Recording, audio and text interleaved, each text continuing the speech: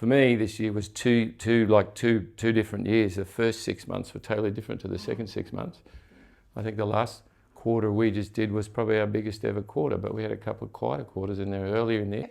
I think you're right, Chris. It was definitely a two-speed market. It was pre-election and post-election. The market definitely got the jitters with the pre-election platforms. Post-election, unbelievably, I've never seen a market that is so cyclical go to a spike market. So we went from a downturn in the market to post-election, a complete return of confidence.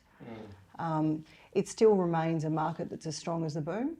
The only difference is it's very price related. So the properties that are priced correctly will sell with competition and enormous interest. There's still a dramatic lack of stock, I think, in the market.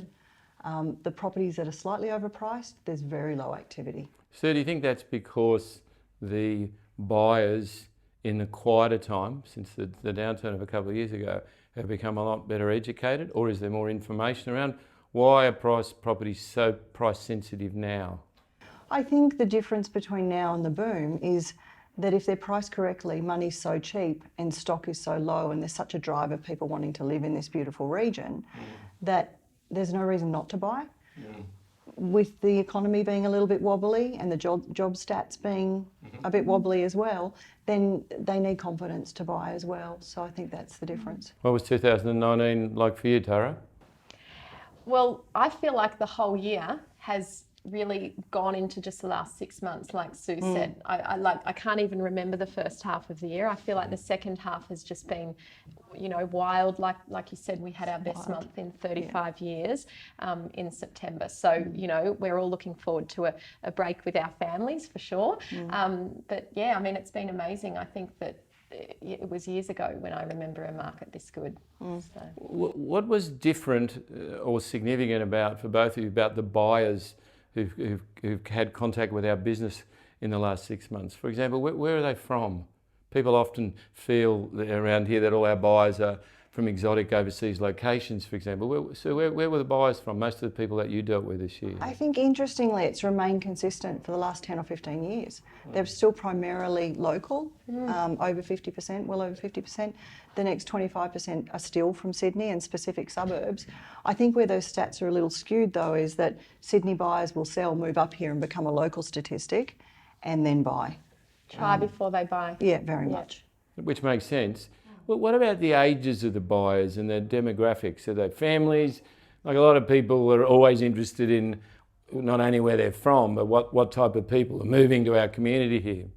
I think there's definitely a lot of younger people that are moving to the area because of the way technology's gone the last few years. More people can, work from home. There's a lot more entrepreneurs that can create these online platforms to make, great money, and they can live anywhere in the world that they want.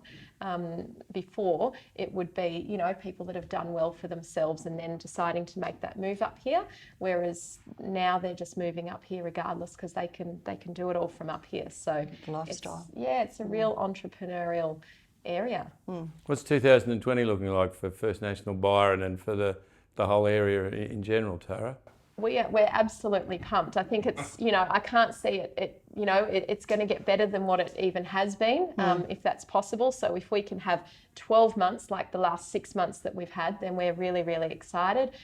We're making so many changes within the business as well. So, as far as the culture and, we've never had the amount of skills that we've got in this company now across all of our staff, across our sales teams, our marketing departments. It's quite amazing. So I can't wait to see what we're going to create in the new year. So everyone needs to stay tuned. Yeah, it's very exciting. We'd like to wish you all a very Merry Christmas, all the best for the holiday season, and we look forward to helping you in 2020. Merry Christmas. Thank you.